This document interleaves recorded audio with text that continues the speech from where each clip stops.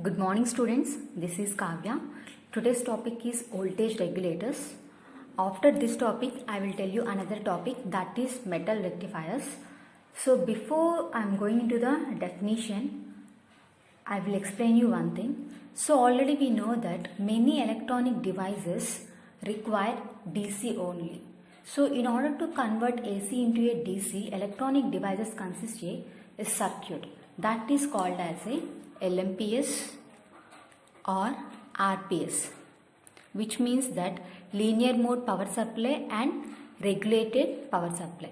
So this regulated power supply will consist of four major components. They are a transformer, a rectifier, a filter and a voltage regulator. I'll explain you.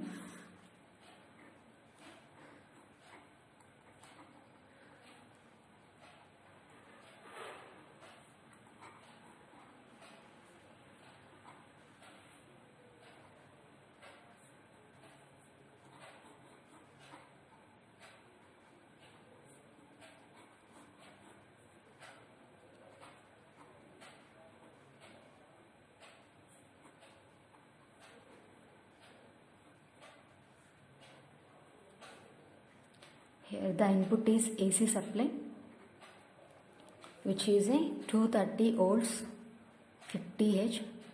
So already we discussed about this rectifier filters in our previous classes. I'll just remind you in a very short way. So transformers are of two types. They are step up and step down.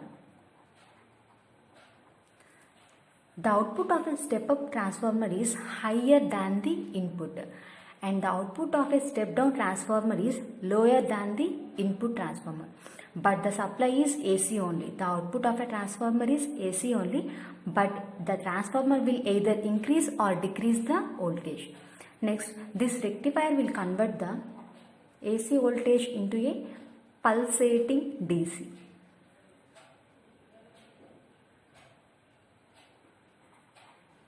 So already we discussed about various types of rectifiers, right? They are like a half wave rectifier, full wave rectifier and bridge rectifier. Next we are having a filter. So the work of a filter is it transfers the only desired frequencies and blocks the undesired frequencies. So simply we can say it converts the pulsating DC into a pure DC. Next we are having a voltage regulator. So if there is any change in the input voltage, there will be a change in output also. So to keep the output voltage constant, we are using a voltage regulator. So the work of a voltage regulator is to keep the output voltage as a constant.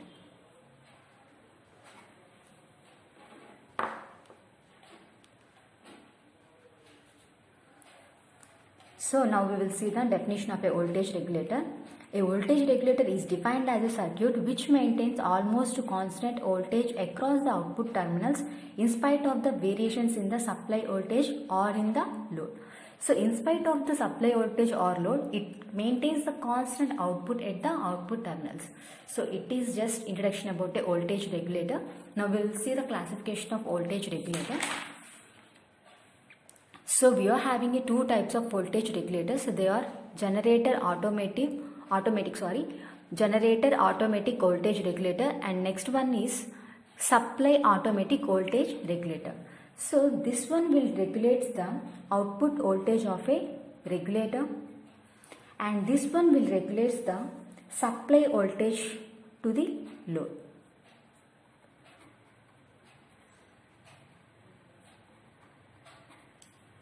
And again here we are having three types. They are like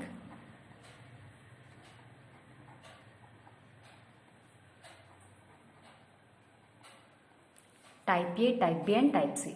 In type A, the output voltage is constant in spite of the variation in input voltage. In type B also, the output voltage is constant in spite of the variation in the load. In type C also the output voltage is constant in spite of the variations in the input voltage as well as in load. These are the three types we are having, and next we will see the principle of automatic voltage regulation. So there majorly we are having two types of units. They are, first one is measuring unit,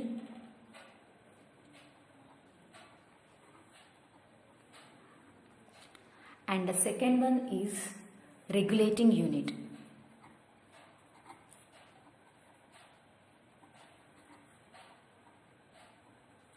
So the name itself says measuring units. So it is useful for measuring purpose, and regulating unit is useful for regulating purpose. So this measuring units will detects and measures the change of input and output voltage of a regulator, and it gives a signal to the regulating unit. So this regulating unit will identifies the signal from the measuring unit, and it corrects the output voltage to a constant value. And sometimes we are also using a third unit which is called as a anti-hunting unit.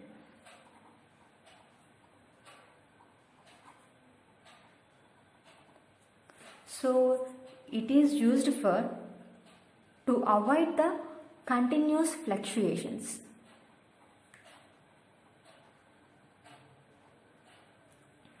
Is it clear? First, the measuring units detect and measures the change in input or output voltage of the regulator, and it gives a signals to the regulating unit. Whenever the regulating unit receives a signal, then it corrects to the constant predetermined value.